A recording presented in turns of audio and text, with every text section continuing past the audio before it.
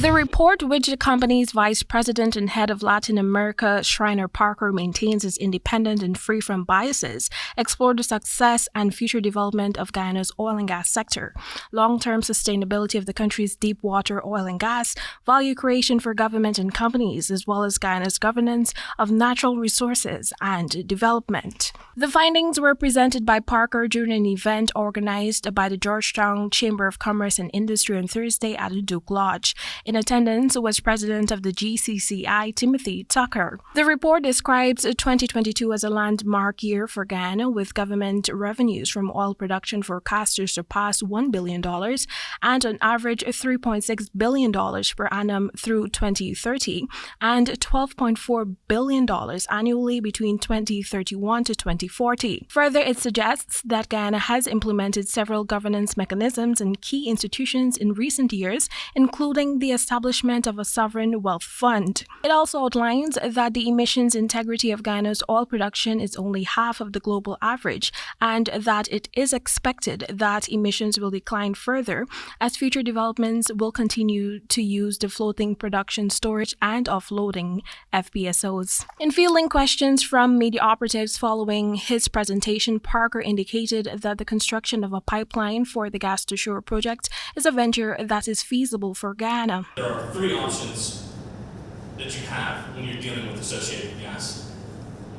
The first being reinjection, and that will happen in the natural course of events of developing an asset.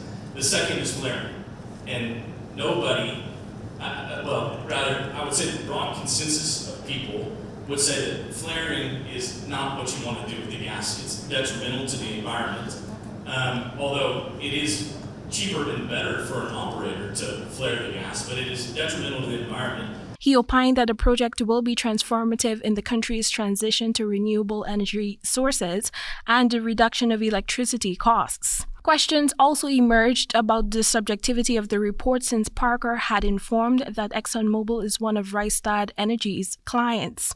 The vice president maintained that the oil giant did not have any influence during the compilation of the report. The gas energy project, which includes the construction and operation of a pipeline from the Liza Phase 1 and 2 FPSOs vessels to an onshore natural gas liquids and natural gas processing plant, is expected to be underway soon.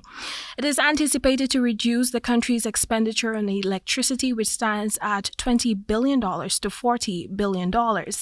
Amid arguments from the opposition that the project is lacking an investigation or study to understand the environmental and safety risks from pipeline leaks and ruptures, the government has maintained that it will not abandon the project. The gas to energy project is expected to be rolled out at Wales West Bank, Demerara.